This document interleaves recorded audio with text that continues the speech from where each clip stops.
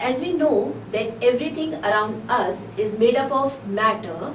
Now the matter is made up of very small particles which are called atoms and molecules. These atoms and molecules have different properties. They are of different kinds, and so the result is the matter which is made up with the help of these atoms and molecules also show different properties. Now, different scientists at different point of time have conducted experiments and came out with certain laws which are called laws of chemical combinations, and with the help of these laws they confirmed that atoms are the smallest particles of matter. So we will study about laws of chemical combination.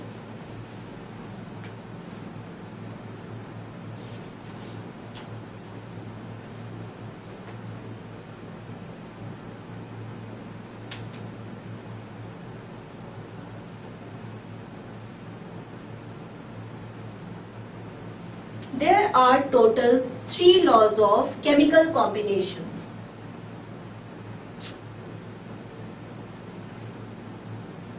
Number 1 is law of conservation of mass.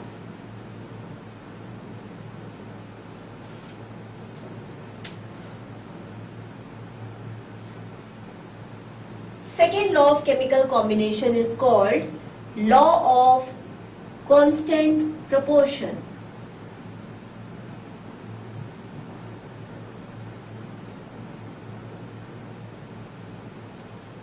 And the third law is called law of multiple proportion.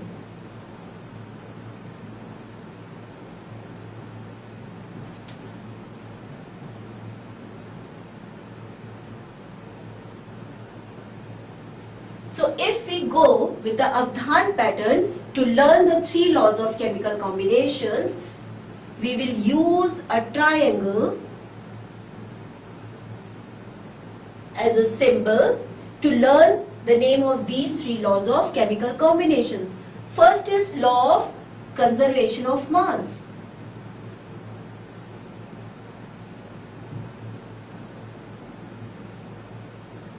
Second is law of constant proportion.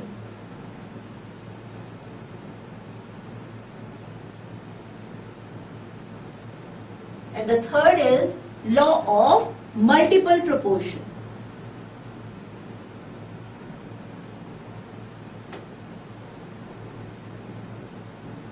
So different scientists together with performing different experiments have given us these 3 laws of chemical combinations.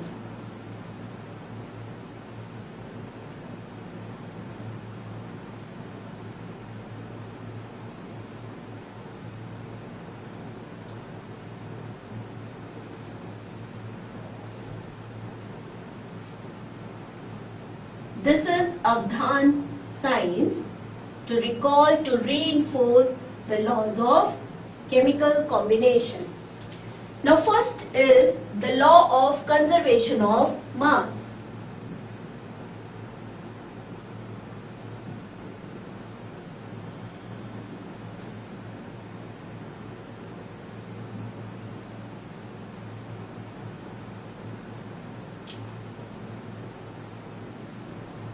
The other name for law of conservation of mass is law of conservation of matter. So you can always replace mass with matter.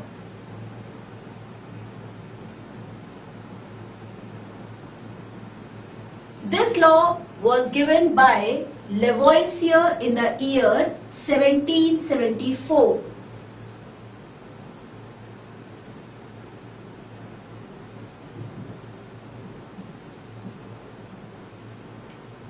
According to this law,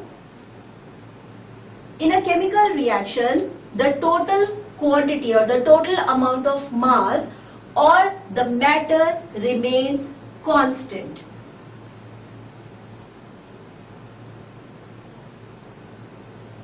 The total amount of mass oblique matter remains constant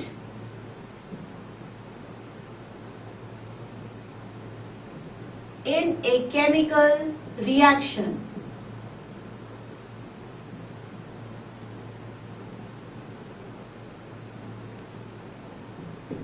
What do we mean by this statement? That means when a chemical reaction takes place, the total mass of the reactants before the reaction is always equal to the total mass of the products after the reaction. So you can write it as mass of the reactants is always equal to mass of the products. It can be vice versa. We can also write it as mass of the products is equal to mass of the reactants. It is one and the same thing. Let's understand this by taking an example.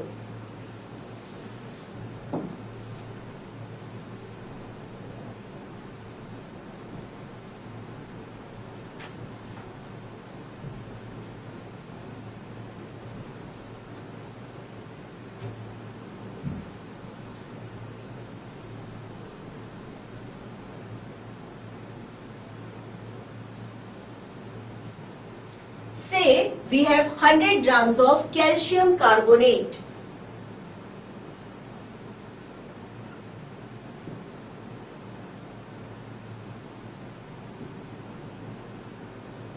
Now when this 100 grams of calcium carbonate is heated strongly, it decomposes completely to give calcium oxide and carbon dioxide.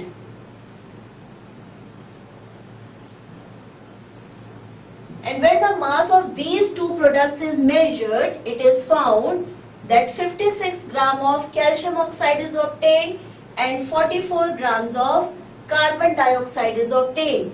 And on adding these two quantities, it comes down to 100 grams. So 100 grams of reactant is equal to 100 grams of product. So when the mass of the reactants is equal to the mass of the product, it verifies the law of conservation of mass. So this is the first law of chemical combination. The second one is law of constant proportion.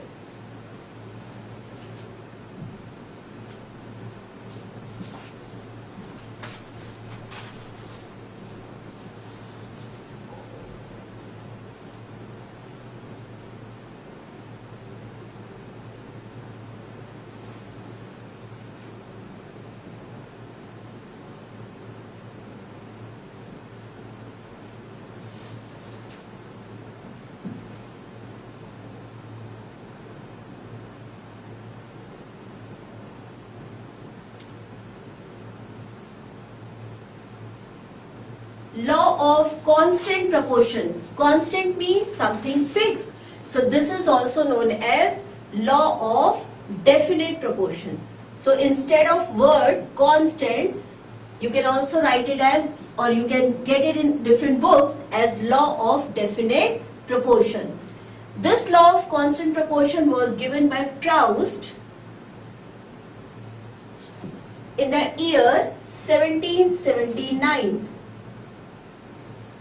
According to the law of constant proportion, any chemical compound always consists of same elements combined together in same ratio of their mass. So according to law of constant proportion, a compound always consists of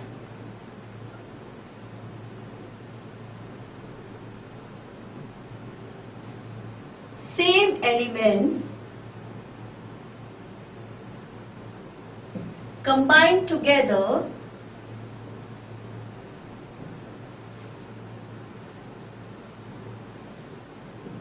in the same ratio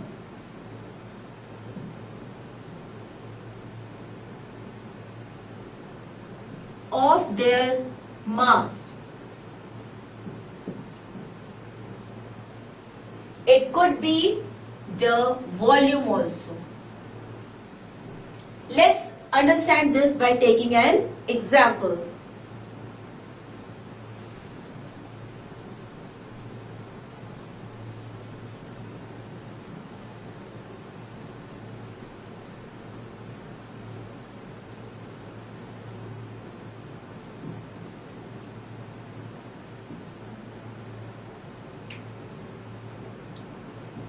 Say water is a compound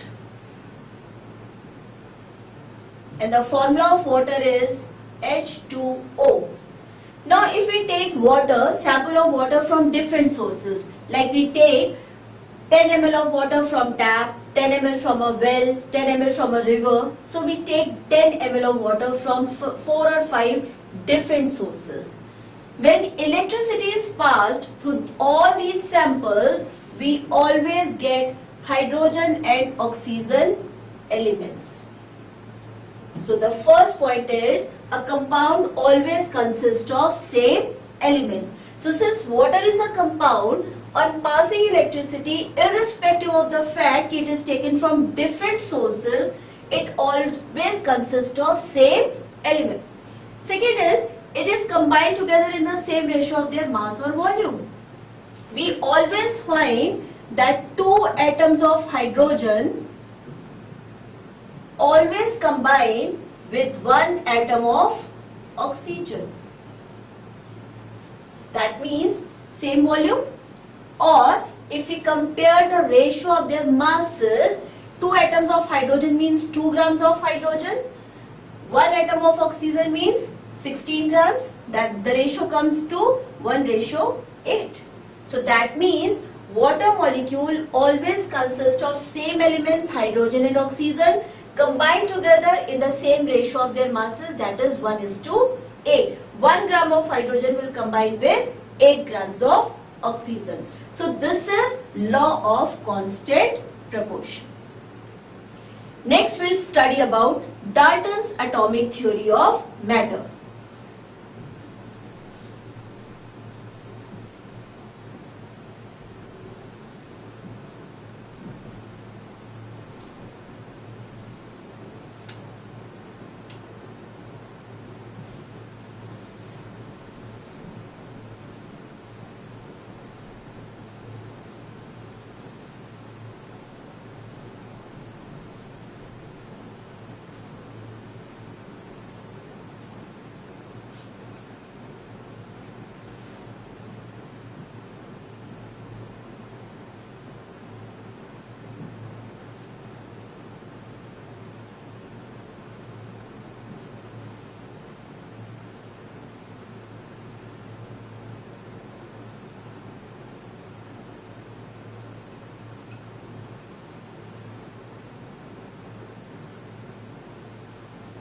When the scientist has given the laws of chemical combination, so in the row Dalton was also there, and he also confirmed that atoms are the smallest particles of matter.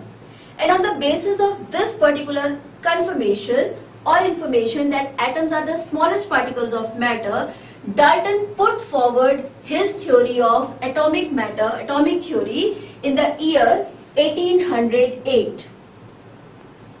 And since this theory confirms all the points about atom being the smallest particle of matter, so that is why this is known as atomic theory of matter.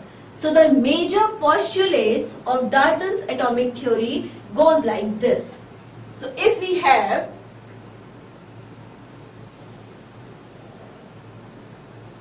the first postulate of Dalton's atomic theory says that all the matter is made up of very small tiny particles which are called atoms. So the first point is small particles which are called atoms. So to remember the first point, we can take alphabet A as the key alphabet to recall the word atoms. The second postulate of Dalton's atomic theory says that these atoms cannot be divided. So the second point comes, atoms cannot be divided. So here divided, D is the key alphabet. Third postulate says atoms can neither be created nor destroyed. Neither be created nor destroyed. We are talking all these about atoms. So that is why no repetition of the word atom. We are discussing all these points about atoms. So they can neither be created nor destroyed. So since we already have taken D as a key alphabet, so here we can take C as alphabet, key alphabet, neither be created nor destroyed. The fourth postulate of Dalton's atomic theory says that there are different kinds of atoms as there are different kinds of elements. Say in nature total 114 elements are known till date. So that means we have 114 elements, or you can say we have 114 types of atoms. So there are as many as types of atoms as there are as many kinds of elements. So the fourth postulate of Dalton's atomic theory are different kinds of atoms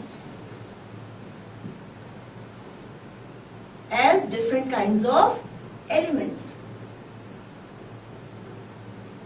So here the key alphabet will be K because there are different kinds of atoms. The next postulate of Dalton's atomic theory says in a particular element all the atoms of that particular element are exactly identical in respect of their size, in respect of their mass and in respect of their chemical properties. So all the atoms of an element are identical. So keyword is identical, so alphabet is I. So these are the first 5 postulates of Dalton's atomic theory. Next, the sixth one. So the sixth one says that different elements, atoms of different elements are different. These are the atoms of same element, so they are identical.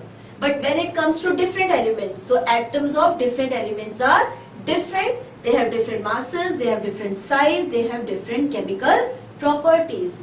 So atoms of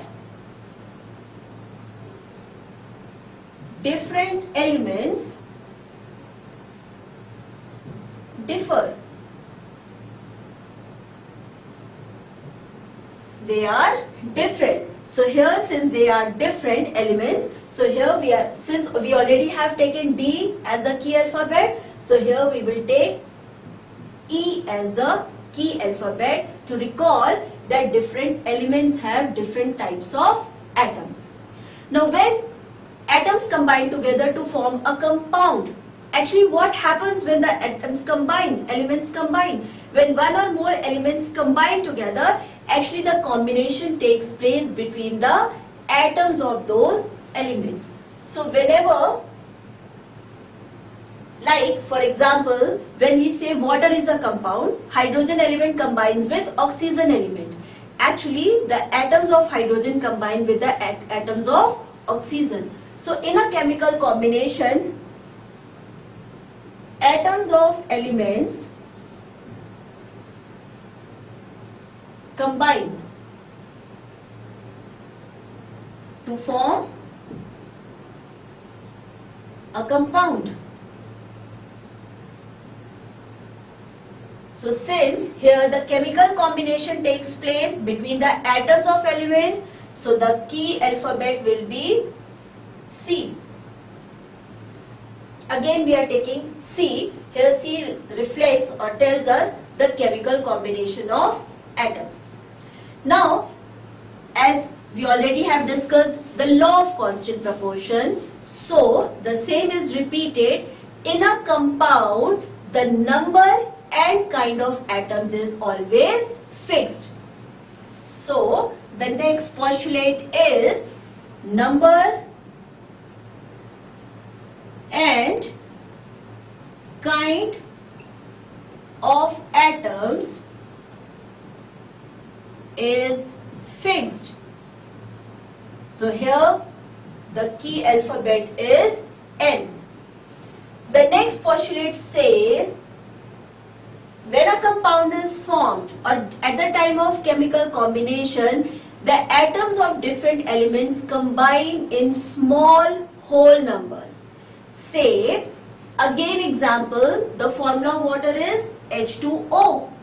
2 atoms of hydrogen combine with 1 atom of oxygen. So these are small whole numbers. So atom always combine to form a compound in small whole numbers. So atoms combine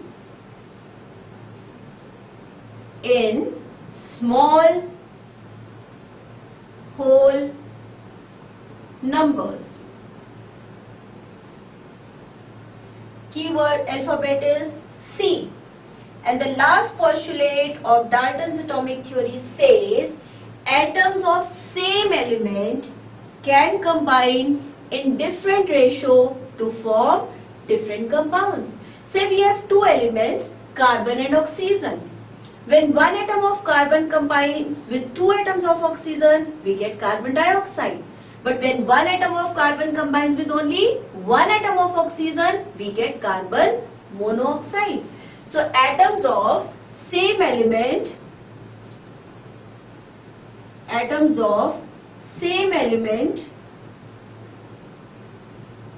can combine in different ratio. And the key alphabet is C. So we have total 10 postulates of Dalton's atomic theory.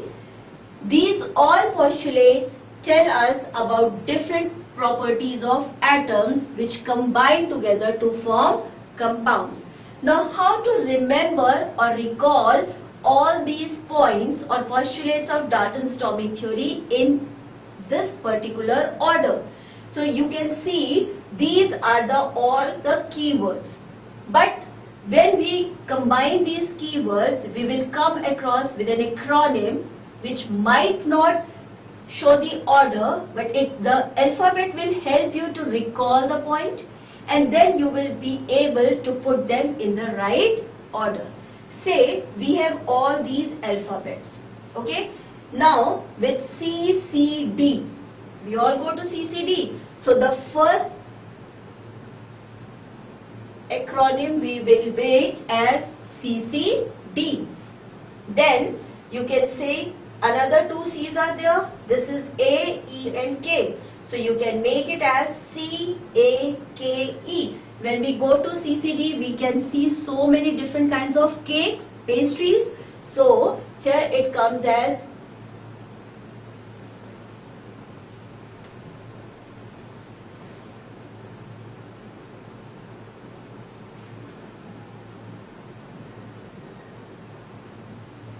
and the alphabets which are left is N, I and one of the C. So it comes to NIC. Whenever we log into CBSE site, it is always say www.cbse.nic.in. So that from there you can remember NIC, and the website becomes ccd.k.nic. And if you recall this website in your mind, all the 10 postulates of Dalton's atomic theory are easy to remember or recall. So this is the acronym for all these 10 postulates of Dalton's atomic theory.